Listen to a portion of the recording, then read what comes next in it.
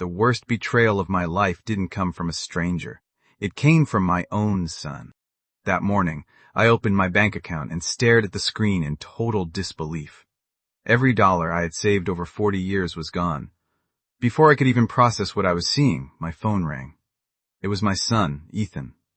He sounded happier than I had heard him in years. "Dad," he laughed. "My wedding is tomorrow. I withdrew all the money from your account and sold the house. Good luck." Then he hung up. I didn't scream. I didn't cry. I simply made one phone call.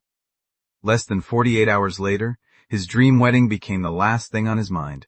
My name is Robert Harrison. Before I continue, I want to mention that the people and scenes shown throughout this story are visual dramatizations created to help tell this emotional story in a cinematic way. If you enjoy emotional family stories with unforgettable twists and meaningful life lessons, subscribe to Been There. Every story reminds us that trust is precious and that betrayal always comes with a price. My wife passed away 12 years ago. After that, Ethan became the only family I had left. I worked overtime, skipped vacations, and sacrificed everything to give him the best possible future. I paid for his college education without taking out a single loan. When he wanted to start a business, I invested my retirement savings to help him. When that business failed, I never blamed him. I just worked harder so he could have another chance. I believed every sacrifice was worth it because he was my son. A few months before his wedding, he asked me to add his name to my bank account in case something happened. He said it would make it easier for him to pay my bills if I ever got sick. I trusted him without asking questions. A few weeks later, he convinced me to sign several property documents, explaining they were needed to refinance the house for tax purposes. I never imagined those signatures would become the biggest mistake of my life. For several minutes, I sat staring at the empty balance on my phone. I refreshed the banking app over and over, hoping it was some kind of system error. Every account I had showed the same number, 0. I wasn't angry, not yet. I was trying to understand how my own son could do something like this. Then I remembered something. 3 months earlier, Ethan had insisted that adding his name to my account would make life easier if I ever ended up in the hospital. I trusted him because I never imagined my own son would use that trust against me. The house. That hurt even more. It wasn't just a building. My wife and I bought it together when we were 26 years old. Every room held memories. Every wall reminded me of birthdays, Christmas mornings, and the day Ethan took his first steps, the morning everything disappeared. I wasn't just shocked. I was completely shattered. But deep down, something told me this story wasn't over yet. Now, according to him, it was all gone. Most people would have expected me to panic. Instead, I picked up the phone and called the one person I had trusted for over 30 years, my lawyer, Michael Carter. He answered immediately. "Robert, what's wrong?" Calmly, I explained everything. There was complete silence on the other end. Then he asked one question. "Did you personally authorize the transfer this morning?" "No." "And did you personally sign any sale documents this week?" "No." His voice turned very serious. "Don't touch anything. I'm coming to your house." Less than an hour later, Michael arrived with his laptop and several legal files. After reviewing the public property records, he looked me straight in the eye. "The house hasn't legally changed ownership." I frowned.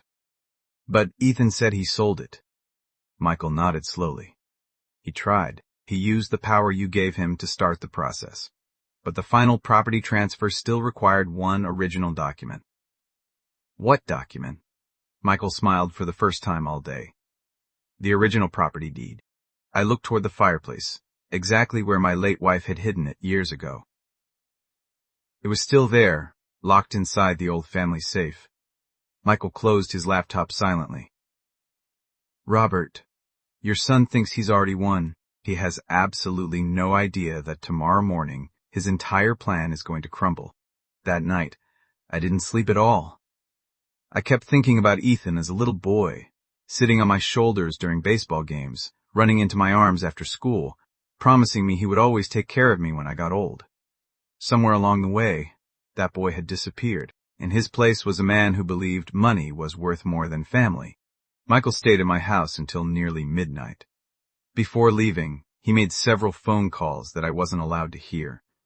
When he finally stood up, he looked much more confident than before. "Robert," he said, "don't answer Ethan's calls tomorrow." "Why?" "'Cause tomorrow afternoon, he's going to be the one calling you." The next morning was Ethan's wedding day. According to social media, everything looked perfect. A luxury ballroom, fresh flowers, expensive decorations, hundreds of guests, professional photographers. I didn't go. Around 11:07 Talzam, my phone started vibrating. One missed call, then another, then 5 more, all from Ethan. I ignored every single one. A few minutes later, Michael called instead. "It's happening." "What is?" The title company discovered that the original property deed never matched the documentation Ethan submitted. My heart started beating faster, Michael continued. The buyer immediately froze the transaction. The sale funds have been blocked, and the bank has already been notified about the suspicious withdrawals. I closed my eyes. For the first time since Ethan's phone call, I felt like I could breathe again. But Michael wasn't finished. "There's something else." "What?" "The wedding venue just canceled the final payment confirmation." "What does that mean?" "It means every payment he made with those withdrawn funds has been frozen pending an investigation." I looked at the clock. The ceremony was supposed to start in less than 2 hours. Guests were already arriving. The musicians were setting up. The photographer had started taking family photos. Then, without warning, every payment connected to Ethan's account stopped working. The ballroom manager refused to open the reception hall. The caterers demanded immediate payment. The florists began removing expensive arrangements. And standing in the middle of it all, still in his tuxedo, my son finally realized that his perfect wedding was crumbling apart. Before he could even walk down the aisle I wasn't there to walk him down, everything came crashing down. I sat quietly in my living room, looking at an old photograph of Ethan and me fishing together when he was 8 years old. I kept asking myself the same question. How did the little boy who once held my hand become the man who tried to steal everything I owned? No father ever dreams of watching his own son destroy his future. Around 3:00 p.m., someone started pounding on my front door. I already knew who it was. When I opened it, Ethan was standing there in his wrinkled tuxedo. His tie hung loose. His face was pale, and the confidence he had just 2 days earlier was completely gone. Behind him stood his fiancée, her parents, and several relatives. No one said a word. Then Ethan looked me in the eyes. "Dad, please." It was the first time in years he had called me Dad without asking for something. I made a terrible mistake. I remained silent. He dropped to his knees. "The wedding is ruined. The bank froze everything.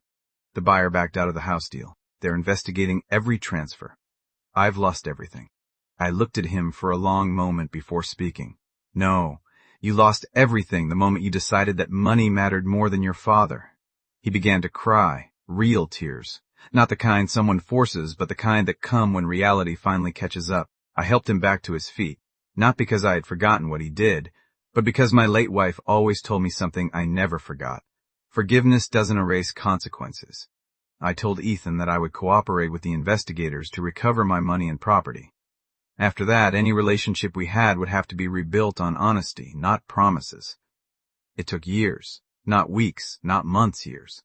Slowly, he paid back every dollar he owed legally. He found a stable job, stopped blaming others, and finally accepted responsibility for his own decisions. People often ask me if I forgave him. The answer is yes. But forgiveness didn't happen because he begged. It happened because he changed. There's a big difference.